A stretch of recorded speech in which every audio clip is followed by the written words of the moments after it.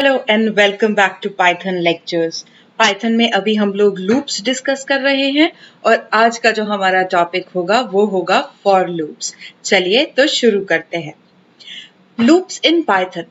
अभी तक हम लोग व्हाइल स्टेटमेंट के बारे में पढ़ चुके हैं और व्हाइल स्टेटमेंट में हमने देखा कि हम एक लूप को यानी कि कुछ इंस्ट्रक्शंस को बार बार एग्जीक्यूट करते रहते हैं जब तक हमारी कंडीशन फॉल्स नहीं हो जाती।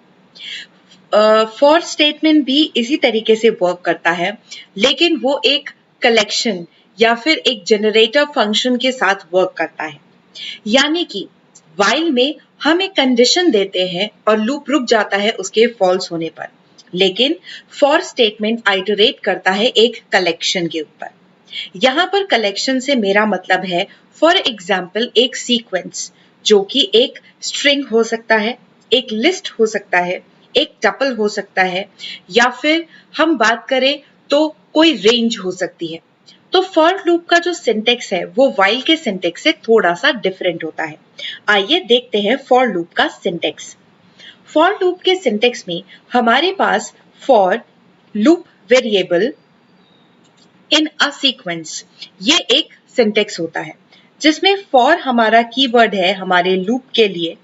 Loop variable can be anything such as I, J, K. हम अपनी तरफ से कोई भी वेरिएबल ले सकते हैं। और ये जो सीक्वेंस है यहाँ पर, now this sequence is what I was talking about, a collection. ये हमारे पास एक कलेक्शन होता है।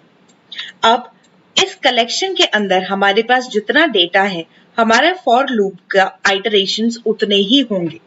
यानी कि ये जो स्टेटमेंट्स हम यहाँ पर लिखे हैं ये उतनी बार एग्जीक्यूट होंगे जितने आइटम्स हमारे इस कलेक्शन के अंदर प्रेजेंट होंगे, राइट? देखते हैं हमारे पास सीक्वेंसेस कितने तरीके के हो सकते हैं। सीक्वेंसेस हमारे पास हो सकता है एक स्ट्रिंग, हमारे पास हो सकता है एक लिस्ट, टपल, नेस्टेड लिस्ट, और यहाँ पर अगर हम लोग बात करें तो हमारे पास नेस्टेड टपल्स भी हो सकते हैं या फिर इन दोनों का कॉम्बिनेशन भी हो सकता है, लिस्ट और टपल्स का, right? That is also possible over here as sequences, right? And we can have certain range, जैसे कि 0 से लेकर 20 तक आप क्या कीजिए, किसी डेटा को प्रिंट कीजिए। तो this is a range, right? Not necessary from 0. You can also print from 100 to 200, right? So that can also be a range.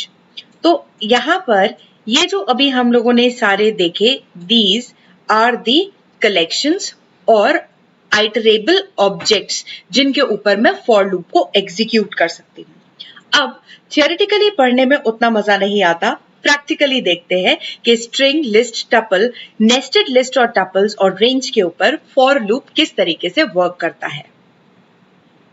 Okay, देखते हैं फॉर लूप किस तरीके से वर्क करता है और हम कितने तरीके के सीक्वेंसेस फॉर लूप में यूज़ कर सकते हैं। तो सबसे पहला सीक्वेंस जो हम लोगों को देखना है that is a string, right? तो स्टार्ट करते हैं फॉर लूप लिखना। फॉर इज द कीवर्ड, आई यहाँ पे लूप वेरिएबल है, इन स्ट्रिंग, तो मुझे यहाँ पर एक स्ट्रिंग देना है, तो I write my name over here colon and that is the syntax of for loop using strings, right? अब मैं यहाँ पे कुछ नहीं कराती हूँ, सीधे सीधे अपने स्ट्रिंग के जो वैल्यूज हैं, मीन्स कैरेक्टर है, दैट इज ANJALI, उसको प्रिंट करा लेती हूँ।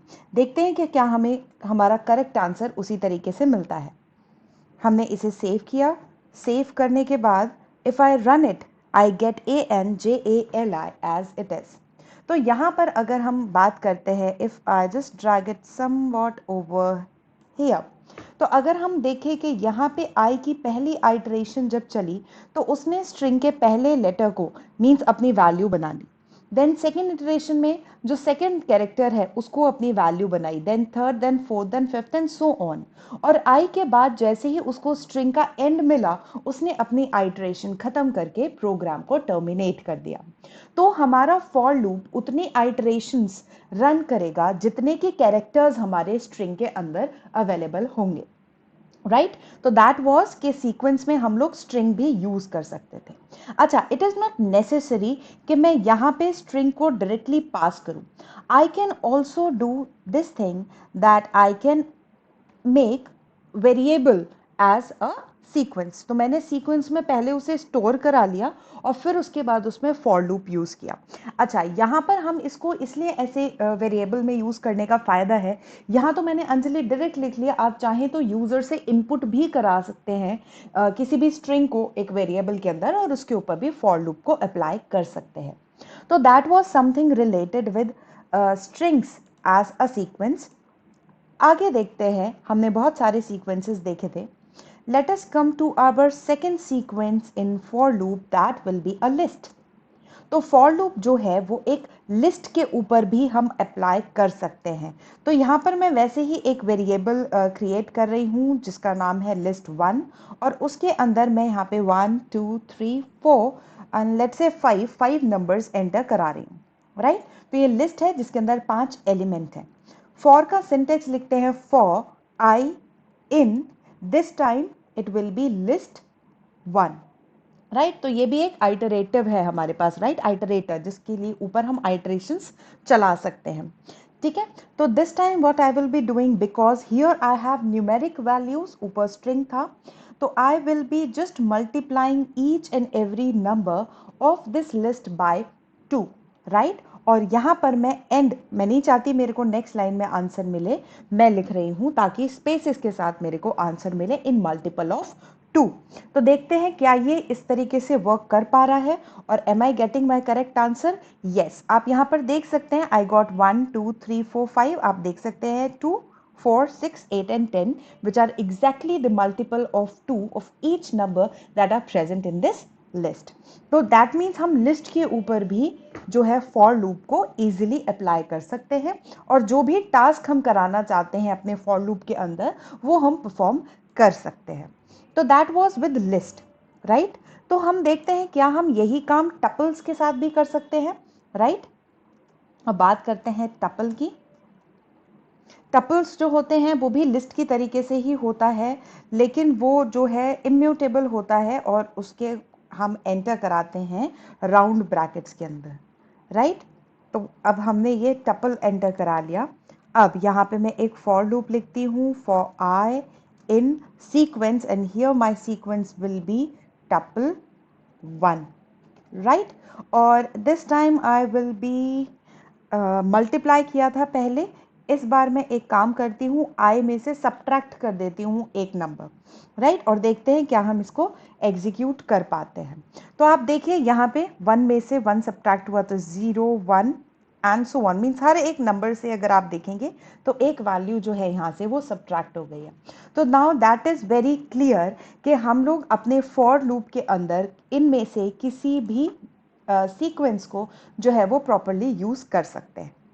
अब हम यहाँ पर देखते हैं एक बहुत ही इंटरेस्टिंग तरीका सीक्वेंसेस को यूज़ करने का, which is the fourth way, that is nested list और tuples, right, nested list and tuples.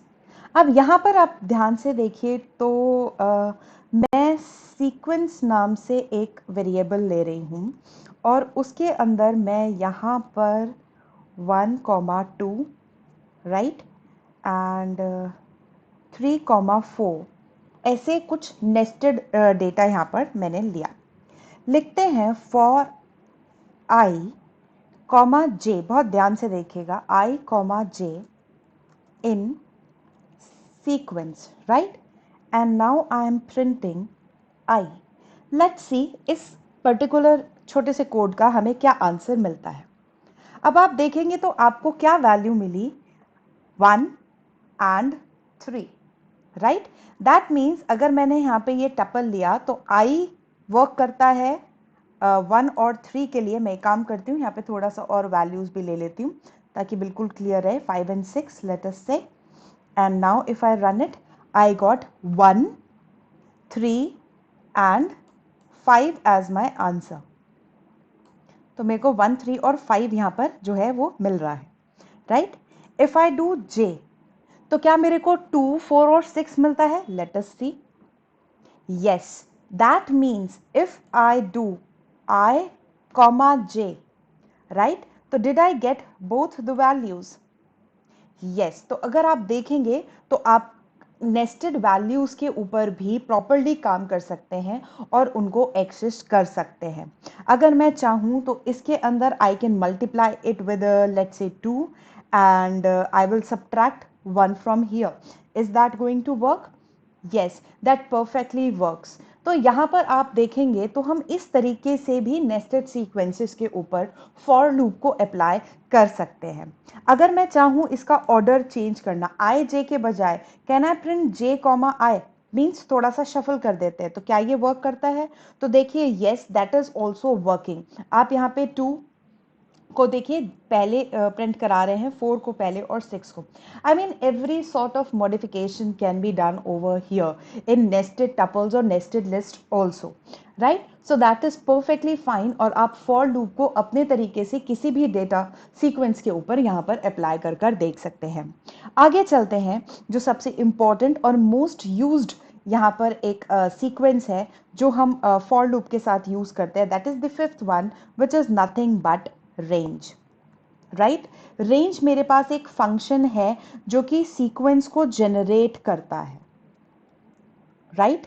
अब रेंज को पढ़ने के लिए यहां पर हमें पता होना चाहिए कि जो रेंज फंक्शन है वो 3 तरीके के आर्ग्यूमेंट्स जो है वो लेता है, राइट? तो range start, then with range we have start and stop, and with range we have the same thing, start stop with step। तो जो हम रेंज फंक्शन की यहाँ पर बात करते हैं वो मेरे लिए एक सीक्वेंस को जनरेट करता है, राइट? तो ये स्टार्ट्स बाय डिफॉल्ट विद 0। तो ये जो स्टार्ट की वैल्यू होती है ये 0 से लेकर n-1 तक जाती है, राइट? तो it starts by default with 0। It starts with the start value and goes to stop -1, right? It starts with start, end with stop -1, but with increment or decrement of step, right? तो इसमें हम लोग increment और decrement भी दे देते हैं। एक काम करते हैं, एक एक करके प्रोग्रामेटिकली देखते हैं कि ये फंक्शंस किस तरीके से वर्क करता है, right? So I will be writing a for loop for I in range and let me give the range as 5, right? Colon, and let me just simply print I। तो मैंने range ली है 5 तक, बताया है ये 0 से n-1 तक चलता है। That means this should work from 0 to 4। Let us see क्या 0 से लेकर 4 तक के नंबर्स यहाँ पर प्रिंट होते हैं, and let me just do and and just a space, let's see. Yes, अब आप इसमें यहाँ पे देखेंगे तो ये जो आंसर प्रिंट हुआ है दैट इज 0, 1, 2, 3 एंड 4। तो that is working very fine. By default 0 से शुरू होता है और n-1 तक जाता है, यानी कि जो भी नंबर आपने यहाँ पे पास करा है, not actually n but it should be start -1, start -1 आप कह सकते हैं, या let it be n only, because यहाँ पे स्टार्ट और स्टॉप वो कंफ्यूज हो जाता है। It starts from 0 actually, right? तो I think that will be clear कि ये 0 से शुरू होता है और जो नंबर यहाँ से दिया उससे एक पहले तक ही खत्म हो जाता है। तो that was range with only single value, right? अब हम एक काम करते हैं, हम देते हैं for I in range start value let it be 0 to 5 again, and here also I will be printing I and end with a space, right? अब इसको रन करके देखते हैं हमें आंसर क्या मिलता है।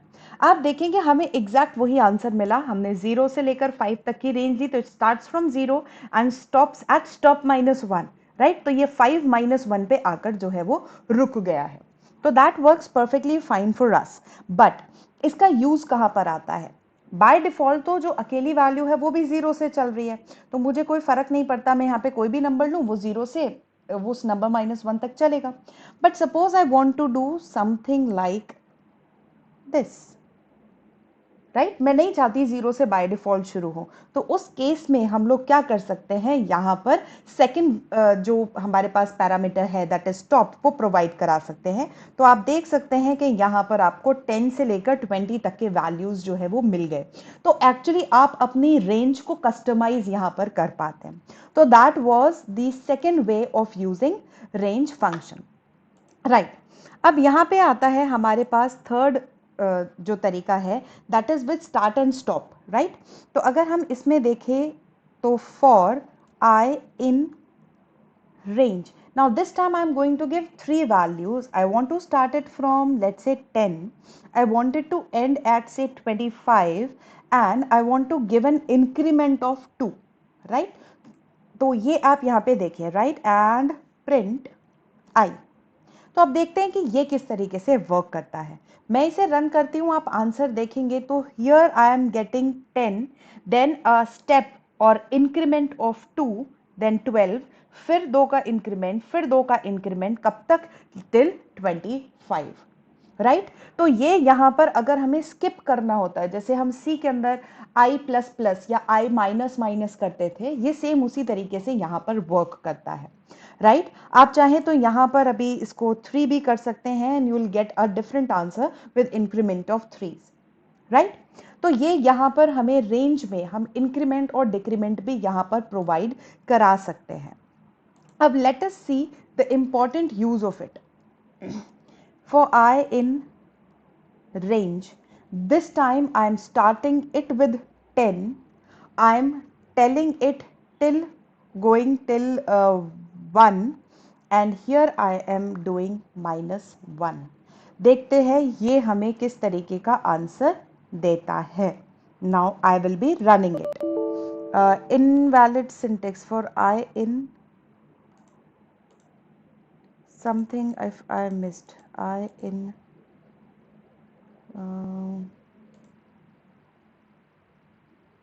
yes, I missed in, right, for I in range, right, because वो in वहाँ पे miss हो गया था।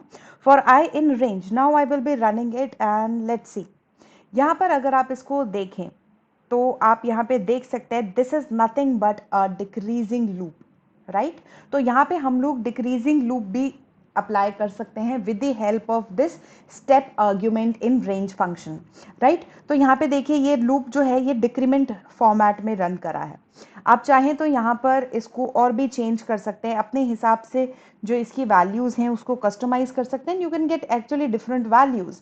तो यहाँ पे हम लोग ने अभी देखा कि रेंज की वजह से हम अपने फॉर लूप को कितना वर्सटाइल बना पा रहे हैं। तो इसी वजह से ज़्यादातर हम लोग फॉर लूप को यहाँ पर यूज़ करते हैं, बिकॉज वो स्ट्रिंग, लिस्ट, टपल, उनके नेस्टेड टपल्स और जिस भी तरीके की रेंज कस्टमाइज हमें चाहिए होती है उसके ऊपर वर्क कर सकता है। आई होप फॉर लूप का ये लेक्चर आप लोगों को क्लियर होगा और अब आप लूप स्ट्रक्चर से पाइथन के प्रोग्राम्स बनाने के लिए रेडी रहेंगे। Thank you for watching Python lectures.